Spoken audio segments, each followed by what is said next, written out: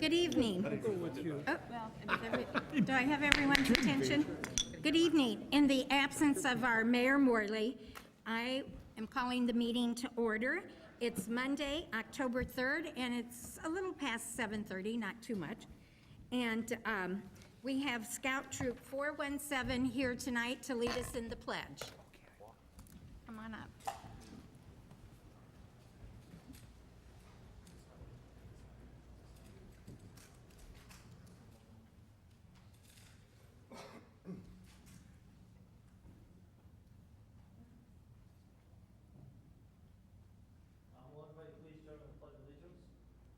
Pledge allegiance to the flag of the United States of America and to the republic for which it stands, one nation, under God, indivisible, with liberty and justice for all. Thank you. Here's my water. Okay, I'm going to call the roll to establish a quorum. Kennedy? He's absent. Honquist, but absent for the roll. Honquist? Here. Wagner? Here. Mulliner? Here. Deuter? Here. Sabatino? Here. Leader? Here. Dunn? Here. Graham? Here. Holumsky? Here. York? Here. Toledo? Here. Healy? Here. Levin? Here. 13 present, 1 absent, and he's coming now. Okay, I'm noting you present. Okay. Now that we've established a quorum, I'm going to entertain a motion to have Alderman Mulliner serve as our mayor pro tem tonight for this meeting in the absence of the mayor. So I'd like someone to move that we do that. Alderman Wagner, a second. Done. And we can do voice vote. All those in favor, say aye. Aye. Opposed? None. So Alderman pro tem, I should say. Mayor.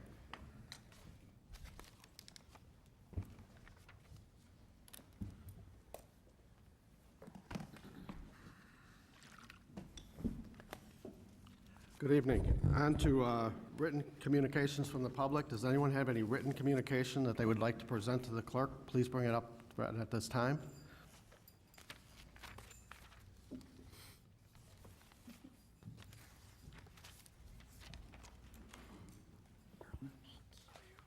Thank you.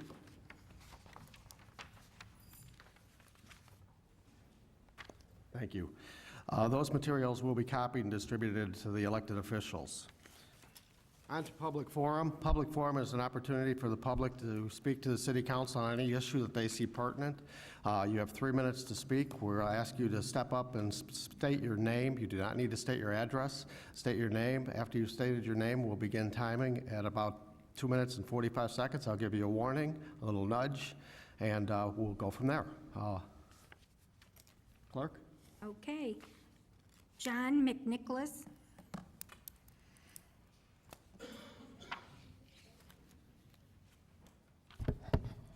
Actually, it's right.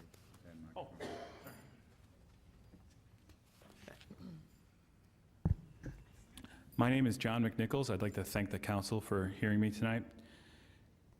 On October 13th, the Zoning and Planning Committee will hear case number 16P-12, which is a requested map amendment for the properties at 200 East Lake Street, 193 and 197 East Fremont.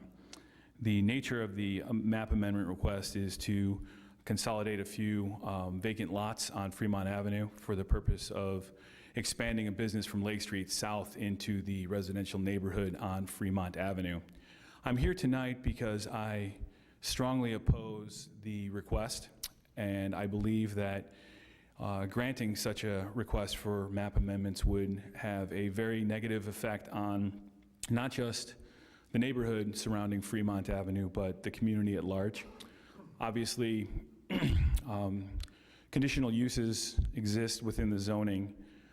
We, as the my neighbors who will join me up here in just a moment, I think will point out, we feel that the conditional uses even would be burdensome to the neighborhood at large in the community of Elmhurst. So we're asking for a common sense approach to hear the requested map amendments as procedure calls for, but to reject the requested map amendments when they come before the committee, later the commission, and possibly the council. So thank you very much for your time. I appreciate it. Thank you. George Zapata.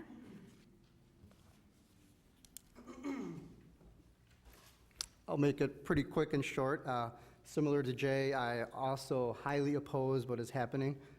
My family of four and I had no clue this operation even existed over on the Lake Street area until individuals that also own that business purchased those residential properties for a great dollar amount during the down economy and when builders had absolutely zero leverage or any lines of credit. It's their right to do so, and that's wonderful. However, what's not wonderful is when you tear down all the trees and the homes that are there, and one day, all of a sudden, I see this huge operation behind me that now even wants to pull into where the homes used to be, the same frontage. So I think their plans and the pictures that they've rendered through their architects are wonderful. They look beautiful, but it's not within the context of the entire neighborhood. So that really makes a big difference that when you look at this, definitely be aware of their renderings are not within context, and the applications itself that I've read are very misleading in terms of calling my neighborhood a transitional neighborhood, meaning we're transitioning from whatever we are now to quasi-business, which is weird because Jay's house is brand new construction. I had Dan Wangler and company out investing a ton of their time and my money into where I live, so it's not a transitional neighborhood. And drive past the neighborhood, you'll see there's a bunch of homes, trees, and decorations, and people working on their yards. The last thing we would want is a huge building operating their facility inside of our neighborhood. So it's a pretty, you guys will, it's not on your agenda, but you'll see it. So I highly oppose it, and I'd just like to be on record along with Jay Nichols and others. Thank you. Eileen Oser.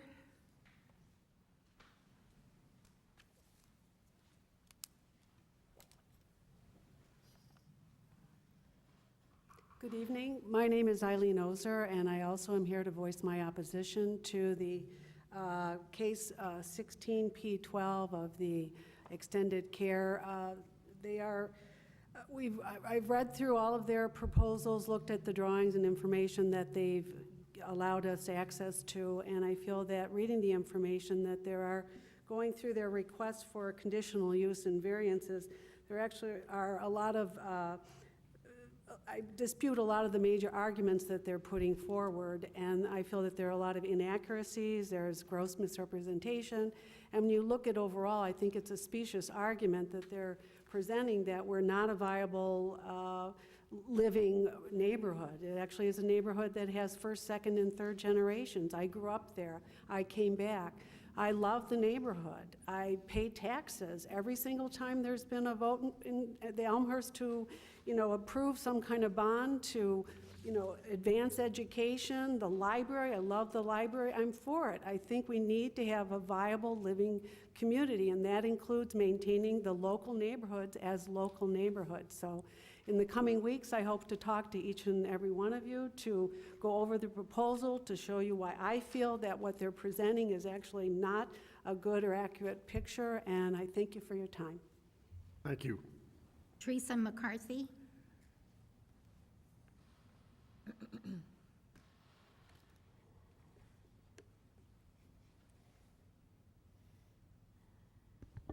My name's Teresa McCarthy. I've been an Elmhurst resident for 54 years. I'm a physician. I've moved out. I've come back. I own 2 properties in the Fremont area neighborhood, worth over $1 million. And I'm opposed to this. Out of the 40 homes, there's 16 that are first or second generation. I think this needs to be taken into account. Another thing is, I think that as homeowners and people that are elected to represent the community, this should be kept in mind. Another thing, I've been to many council meetings. I've been to many things that have happened in Elmhurst over the years. This is the first time that something is going to be between single-family homes. There's no precedent for this. So if this could happen in our neighborhood, it could happen in any neighborhood. Thank you. Thank you. Paul Driggs.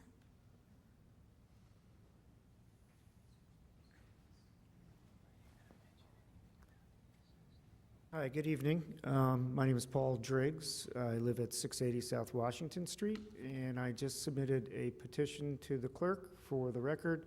I'm representing our neighborhood, which is between McKinley and Madison Street, where there is some flood abatement projects going on. And I'd like to say that this petition supports the city's decision to put underground tanks on our street. The petition was in the works before the decision came out, I believe, maybe it was last week it was, possibly. And, you know, I've been a resident for a very long time in the city, and this is one of the few times that I've seen that the city government and the public, at least in our neck of the woods with our flooding problems, are finally coming to some movement and potentially solving the problem to everyone's satisfaction. So I'd like to thank you for making this decision on behalf of the neighborhood, and I will pass along any comments that you may have to my neighbors, and we look forward to the progress that's going to happen in about a week. What I'd like to close with this is we got a note from the project managers today that about what's going to be occurring, but I certainly would like to see a little more communication on the production schedule that's happening on a daily basis, on a weekly schedule, so we know what we can do with our street and what we can't do with all the trucks and the street being torn up and all the movement and the 50 kids that live on our block that have to get to school and back. So thank you very much. Appreciate it. Thank you. Last person to sign up is Claude Pagash, 566 West Gladys.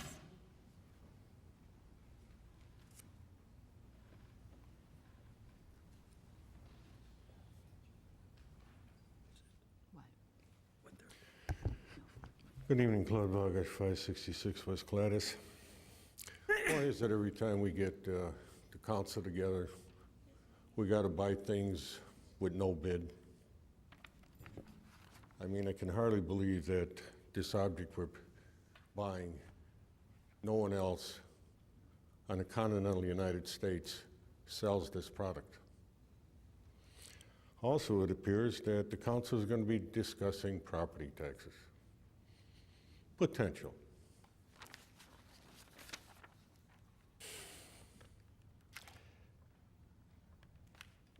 I'm going to go somewhere, and I really would like the council to take this to heart. I sat through a lot of meetings. And the Financial Committee always states the residents of Elmhurst owe $80 million worth of general obligation bonds, or $50 million worth of general obligation bonds. That's a partial truth.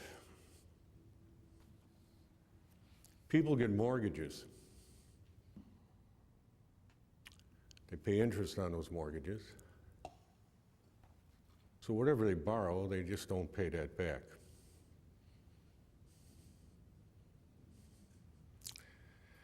And right now, we're sitting on over $80 million for the general obligation bonds. That's the story that's put forward by the city. With interest and everything else, it's going to cost the residents of Elmhurst at this moment in time over $104 million to pay that back. That is the reality that the public should know, not the 80, but that 104 million. So in the future, tell the public what they're going to have to pay.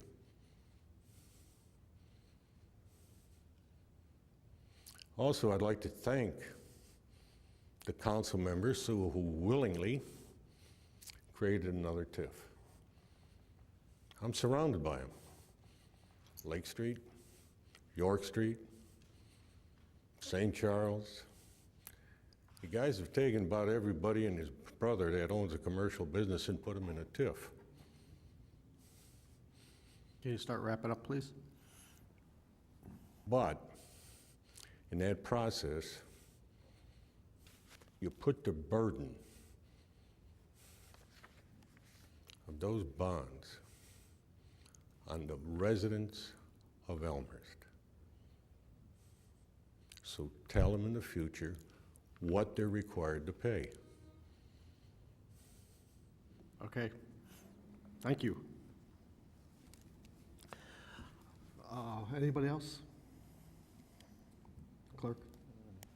That's all who signed in, but I Okay. see two have. Do we have anybody else who'd like to speak?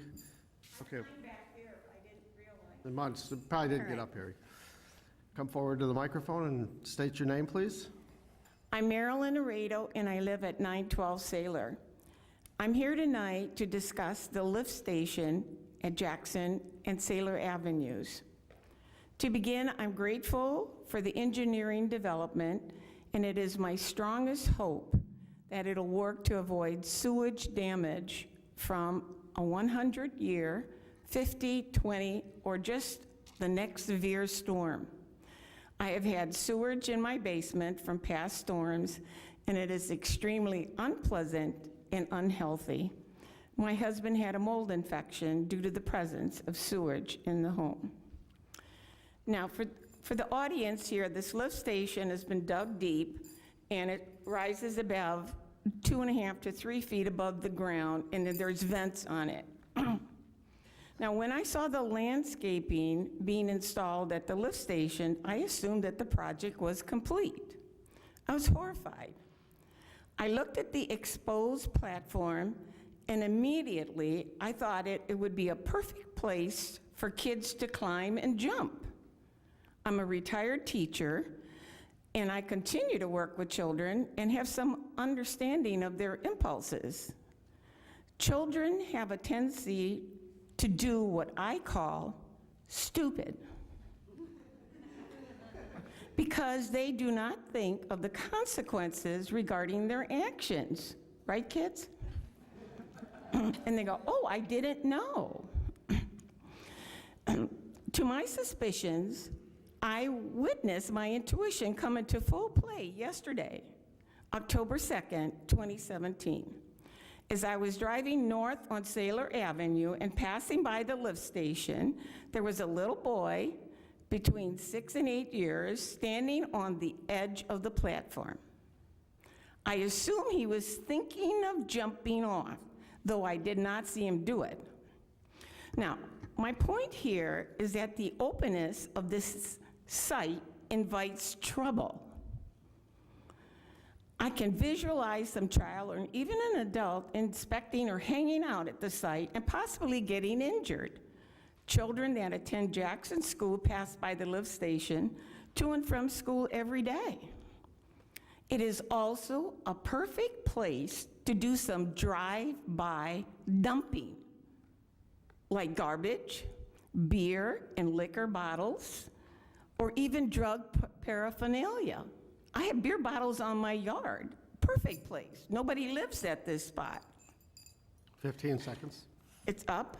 15 seconds. Okay. The council did not think about this, and we could have a libel suit. And with that, we're going to be spending thousands of money. I'm advising you to put a fence, something like it's around York Stadium, put some evergreens, treat it, it's a residential area. You have to treat it like it belongs there, not the way it is. Thank you very much. Thank you. Okay, I believe Kathleen Sullivan had her hand up.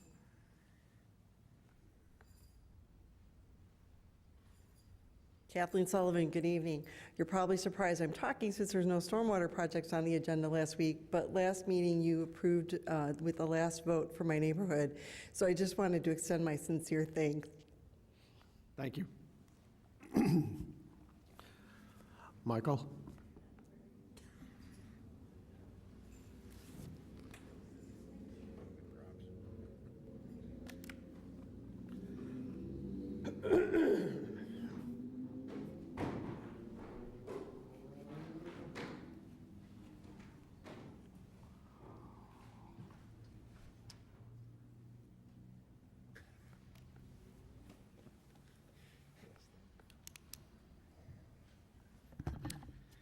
Michael Crumry, 570 West Crockett. Looks like we have safety as a theme here this evening.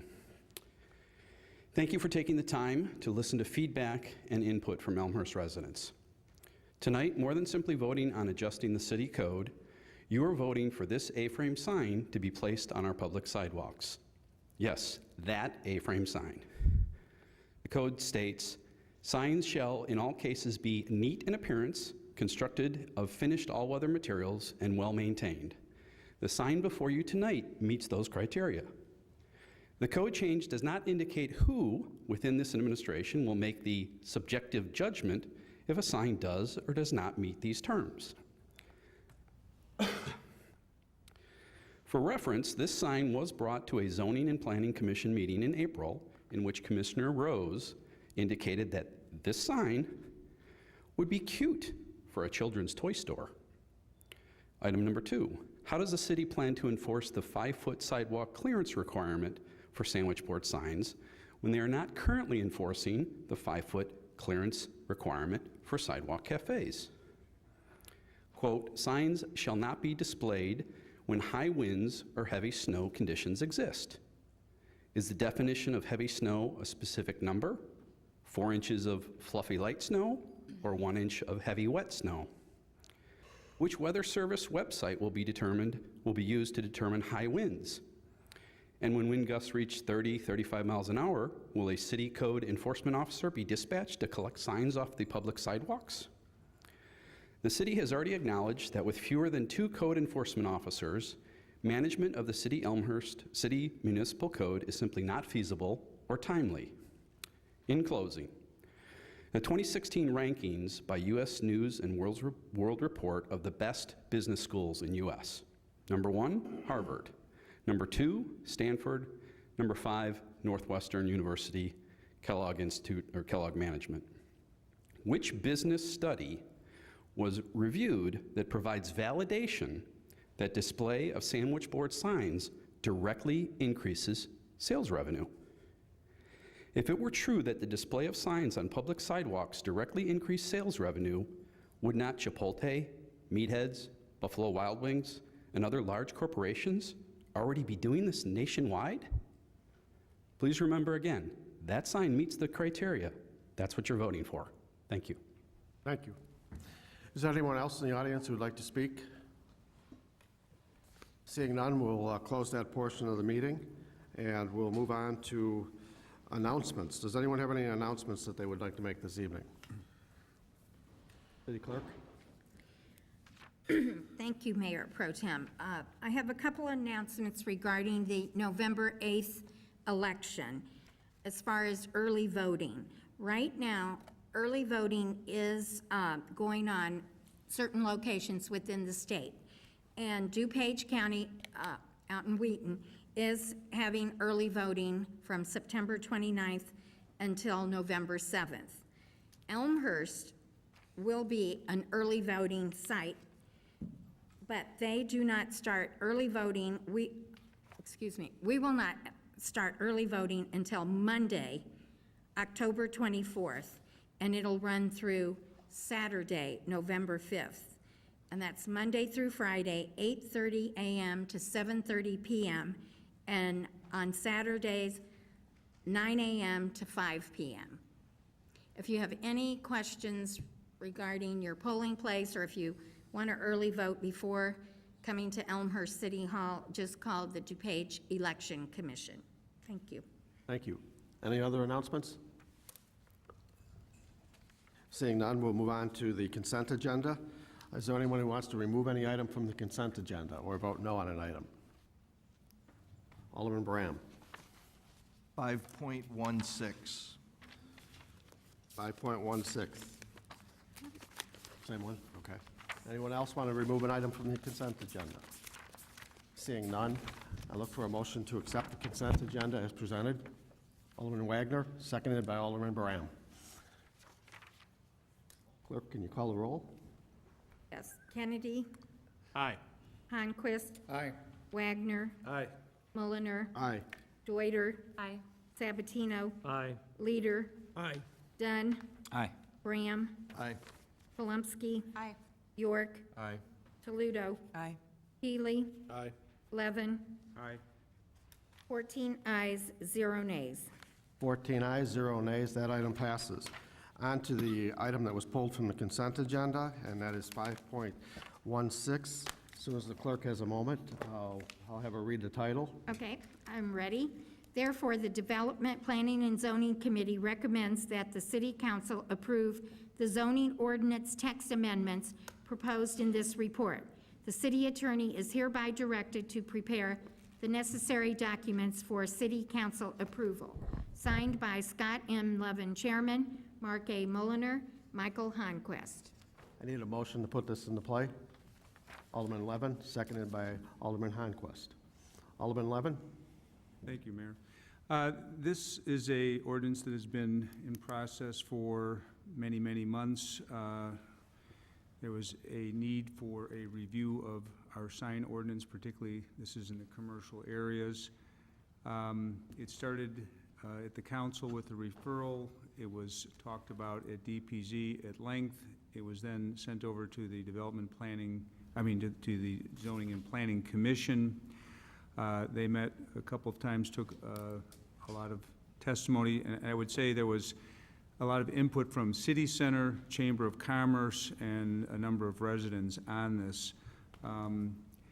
Some of the issues are ones where there was a lot of back and forth, and it was hard to get some consensus on these items, but it kindly solidified into what is before you. As it was pointed out this evening, one of them is to allow sidewalk signs, which includes A-frame signs or sandwich signs, one per business, ground floor only, to allow some projecting signs only where there's not street access, which would include the Schiller Walkway and the Commerce Walkway, which is where the City Center office is. Allowing full-color signs instead of just having amber on electronic signs, and those are sort of the highlights. Now, unfortunately, the ordinance that's attached or included on board docs is not a red line version that shows the changes made, and I had asked staff when I saw that this morning to send it to all the aldermen, and I don't know if the aldermen received it or not, but it may be a little bit difficult to find changes in a 30-page document, but that's the overview, and I'll answer any questions. Thank you. Questions? Alderman Palumski? Thank you. I first want to thank staff and representatives from City Center, businesses, the Economic Development Commission, DP&Z, and everybody who weighed in on this. I know it took a lot of work, and I appreciate it. I don't have a problem with any of this. I think it's great. I know businesses were looking for some clear guidelines, so I think this is only beneficial. I just have a question about using signs in parkways. Maybe I'm not reading this as others are, but I don't know if it's very clear. So I wanted to bring this up. I did mention this to Alderman Levin tonight. Looking at section 22.56, there are underneath open house signs for real estate agencies. It does say that open house directional signs may be placed on public parkways. And then in section 22.257, it says signs specifically prohibited in all districts. Item L says any sign on public property except governmental signs. So I understand that we were looking at more of City Center, but as Chairman Levin mentioned, it wasn't as clear as to what sections we were looking at, but that did come across as maybe in need of clarification. I thought if we are going to accept a change at some point, I would like to know from the chair, or if there's any interest to take a look at that for more clarity. Alderman Levin? And Alderman Plumsky, I'm not sure if you're looking at the top of page 8, but it says open, is this where open house signs? Page 10, which is section 22.56. Because, and maybe what you're talking, if you look at the top of page 10, it says open house signs, off-premises real estate, open house directional signs, it says they're permitted. Yes. And it says notwithstanding provisions of this chapter to the contrary. Okay. They may be, and I didn't have that in front of me. I don't know, maybe you're referring to something Okay. that still doesn't line up. Okay, well then for clarification, if it says on the next page, nowhere can they be in the parkway, but then it does say they can be here, should it be cleaned up on one section or the other? Well, I think the notwithstanding would mean despite the other provision in this chapter that say you can't, Okay, this would okay. override it. Right, thank you. Thank you. And I want to point out, that's not a change that the committee looked at or did anything with. That's existing language. Thank you. Any follow-up? Alderman Braham? Thank you, Mr. Mayor. I had the fortunate opportunity to attend the Development Planning and Zoning Committee one of the times, I should say, that this topic was discussed. I've been pretty outspoken over the years that we have been allowing, outside of our code, being business-friendly, A-frame or sidewalk signs as they now are being defined, especially in our downtown area. As one of the residents already spoke tonight, I do have concerns in regards to safety. The sidewalk signs, at least as of today, outside of our code, are pushed up against the building, and that is to ensure that there is at least some substantial, and I'm not saying in all cases it meets the 5 feet clearance that we mandate for sidewalk cafes, but at least it does provide the maximum amount of clearance possible. So part of the discussions during the committee was providing some examples of other communities. 2 of the communities that were mentioned were LaGrange as well as Oak Park. During the committee, I looked up these 2 communities as they were being utilized as an example of communities that allow these A-frame or sandwich board signs. During my research, they do allow them, but on a temporary basis. One of which, only for new businesses that come to town, and I think it was for up to 90 days. I think that was LaGrange. And Oak Park had another temporary use permit too. What is proposed tonight is to allow them all year round. Doesn't matter if it snows, doesn't matter if there's 3 feet, doesn't matter about anything of the conditions, it's allowed all year round. What is being proposed is a permit, no fees attached, even though that there will be some administrative cost for this. What is being proposed tonight is not only to allow A-frame signs, but any sign essentially. And that's why it is defined as sidewalk signs and not A-frame or sandwich board signs compared to how it is defined today. It also states in the report that clarifying that only 1 additional sidewalk sign is allowed for buildings along Schiller Court and City Center right-of-way, City Center Way. Part of the reasons why this exemption is in place and give additional privilege to these businesses is actually the reason, I believe at least, one of the reasons on why we're discussing this issue today. A business down City Center Way was utilizing an A-frame sign, and there was some controversy between 2 different business owners in town. With that, the sign was out on York Road compared to in front of the business. I don't know why we would give additional benefit or additional privilege or additional right to a business that has chosen to locate off the beaten path of York Road or Addison. And that is what this recommendation is doing. That's saying that you as a business chose your location, but we're giving you the additional benefit of not only having 1, but 2 signs compared to every other business who is paying a higher rent value alongside York and Addison, and that is my speculation that it's a higher rent value, they are only allotted one sign. Not only are they only allotted one sign, the businesses that technically, at least I would argue, that really need the sign are the businesses not on the first floor, but on the second or third floor. These businesses, according to this recommendation, aren't allowed an A-frame sign. It's only storefront property. So we are going to one extreme and allowing a business that's off the beaten path to have two signs, but the other extreme is saying that the businesses that have a storefront on the first floor are allowed to have a sign, but not the businesses above. We don't know on how many signs that this new proposed recommended ordinance will generate, but I will tell you, it is definitely not what other communities do. I would like to recommend an amendment to remove some of these criteria, but I will only make one request in order for compromise. I will go along with some of the criteria that I don't even agree with, but the one recommendation is to make this temporary, not to make sidewalk signs, not only A-frame signs, but sidewalk signs available all year round. So at this time, I'd like to make a motion to amend, to add to this, that sidewalk signs are only allowed as a temporary use for up to 90 days from March through October. Okay, I've heard a motion. Is there a second to that motion for an amendment? Seeing none, the amendment fails due to not having a second. Any additional comments, Alderman Braham? I will just say that I am not understanding the recommendation when no other community does this other than what seems to be the city of Elmhurst moving forward. No other community allows it all year round. No other community allows any type of sidewalk sign.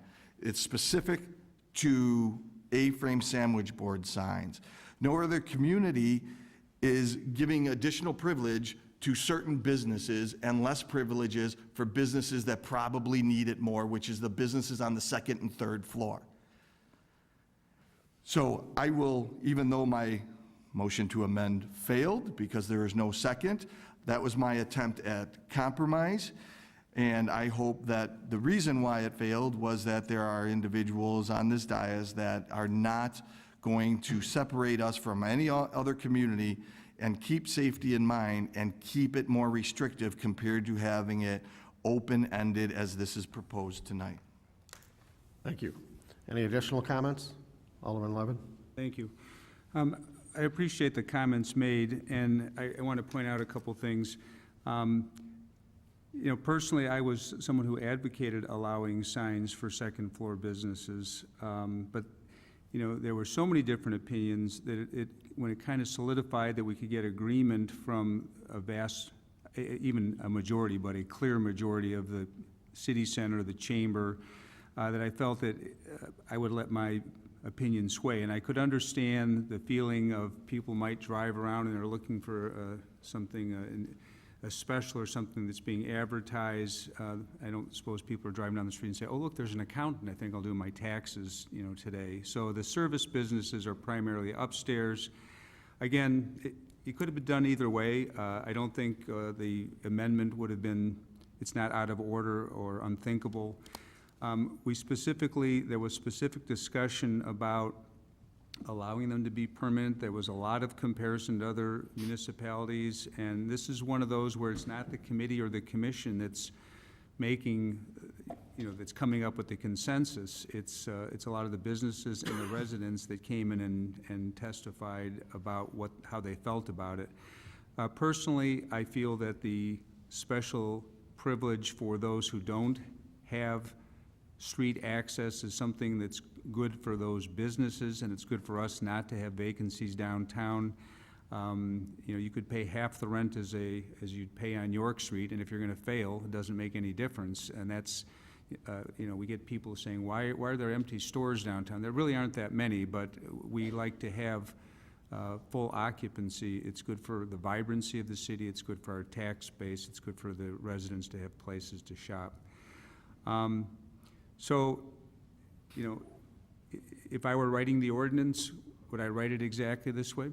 Probably not, but this is a very difficult process.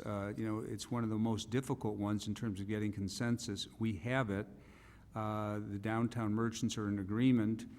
There's no opposition from the public. A lot of people were glad to see that we have talked about regulating it. And in terms of regulation, I would dare say that we only have a couple of code enforcement officers, and as Alderman Healy likes to say, you know, we have a whole team of other code enforcement officers. They're the public, and they will come out and tell us. I'm sorry, maybe I shouldn't give you credit for that. I'll take it myself. We have residents, and that's how we learn about a lot of things, whether it's in the neighborhood or whether it's downtown. It's brought to our attention by someone else. So, again, may not be perfect. I think it's pretty good, and it really represents a lot of work, not so much on behalf of our committee, but on behalf of the commission and on behalf of the merchants and the residents. So I urge your support. Thank you. Any other comments? Seeing none, can we call the roll, please? Kennedy, Yes. Heimquist, Aye. Wagner, Aye. Mulliner, Aye. Deuter, Aye. Sabatino, Aye. Leader, Aye. Dunn, Aye. Bram, No. Palumski, Aye. York, Aye. Toledo, Aye. Healy, Aye. Levin. Aye. 13 ayes, 1 nays. 13 ayes, 1 nay. That item passes. On to reports and recommendations by appointed and elected officials. Alderman Morley, he's not here tonight, but I will make one announcement, and that is that... Mayor. Oh, sorry, Mayor. Boy, I went back a ways.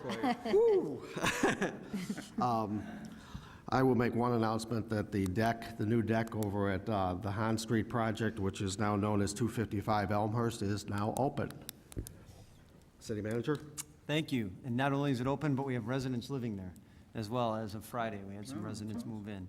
I have a couple of announcements. Monday is the 10th, and Columbus Day, we move our meeting to Tuesday, so committee meetings would be on Tuesday, and we utilize that day as an in-service day for training here at City Hall. So City Hall will be closed that day. Employees will be here, but we'll be in training all day. Just so the aldermen are aware and the public's aware of that. Additionally, on the 12th, the Lakeside Bank will hold a ribbon cutting. You should all be receiving invitations for that. That's at 4:30 in the afternoon, October 12th. And then, I'm sorry, the Prairie Path work was done. We had talked at a couple of the committee meetings about working with the Park District and the county to do some brush clearing. And so if you haven't driven by there, that was accomplished by the Park District. So I want to extend my thanks to Jim Rogers and his team for getting that done in very short order, and also to our Public Works staff who went out and refreshed the striping in that area, put a new sign in the center of the road to raise awareness for not only the people utilizing the path, but also the motorists that are coming up and down York Street. Thank you. Anyone else? Any other reports? Alderman Levin? Thank you. Your comment about the Park District reminded me that I usually don't announce our committee meetings, but on next Tuesday, we will be having somewhat of a special committee meeting. We'll be meeting here in Chambers, and it'll be a joint meeting between the DPZ committee and the Park District, where the consultant will be making a presentation on their findings on the sports facility. So it may be something that the public's interested in, and it'll be here, and if you can't make it, one of the reasons we're doing it here is it will be recorded. That would be at 7 o'clock on next Tuesday. Thank you. Alderman Palumski? Thank you. I have a question for City Manager Grabowski. Our discussions about the Bryan IGA have jumped from the public communications meeting and have been in part discussed between you and Superintendent Moyer, but also at the Public Works Committee, and I'm wondering if you could give us an update, please, as to where things are. Sure. I had a meeting with Superintendent Moyer, our attorney, and his attorney last Monday to continue that discussion. At the, I think it was the August 12th Public Works Committee meeting, there was some direction given to me on some ideas on the IGA, perhaps counter to what the school district had offered. And so I expressed those to the superintendent, and it's his intent to take that to the school board at the October 11th meeting, is what he had told me, that he would be bringing those thoughts to them. And there's one other, as you know, the city has started talking about potential alternatives for that. So Superintendent Moyer is aware that the city's looking at alternatives and has some property under contract. Council approved at the last meeting a piece of property as a potential alternative to Bryan. So prior to the school board meeting, I plan to have a conversation with the superintendent and his attorney to get any questions that they may have answered, so that they have all of the information that they need for a discussion on October 11th. Alderman Wagner. Thank you, Mr. Mayor. There was a resident who spoke about the Sailor Jackson lift station, and I just wanted to make the reminder that there is a resident meeting this Thursday, October 6th at 6 p.m., and that's going to be at the actual lift station. So with the landscaping architect, Howard, right? The landscaping architect will be on hand to answer any questions or kind of go through some of the architectural drawings that they already have in place. So thought I'd make sure everybody knew about that. Thank you. If I can add to that, it's my understanding that Public Works staff has flyered the area so that residents are aware of that meeting, Alderman. Thank you. Any other reports? Okay, seeing none, let's move on to resolutions. There's only one resolution this evening. City Clerk, can you read the title? A resolution authorizing the issuance of a notice award for the 2016 storm sewer cleaning and televising project. Okay, I need a motion to place this in the, Alderman Kennedy, Alderman Deuter. Would you like to discuss this? Thank you, Mayor Pro Tem. This is on the agenda here because we're suspending the rules with the project, so this is just going forward so we can get this action moving before the snow flies and get some of this work done ahead of hopefully very light rains of the spring, but and if there is rain, it'll address it. Wonderful. Thank you. Any other comments? Seeing none, can we call the roll, please? Kennedy. Aye. Honquist. Aye. Wagner. Aye. Mulliner. Aye. Deuter. Aye. Sabatino. Aye. Leader. Aye. Dunn. Aye. Graham. Aye. Palumski. Aye. York. Aye. Toledo. Aye. Healy. Aye. Levin. Aye. 14 ayes, 0 nays. 14 ayes, 0 nays, the item passes. On to other business. Does anyone have any other business that they'd like to bring up? Seeing none, I need a motion for adjournment. Alderman Braham, Alderman Kennedy seconds. All in favor, say aye. Aye. We are adjourned.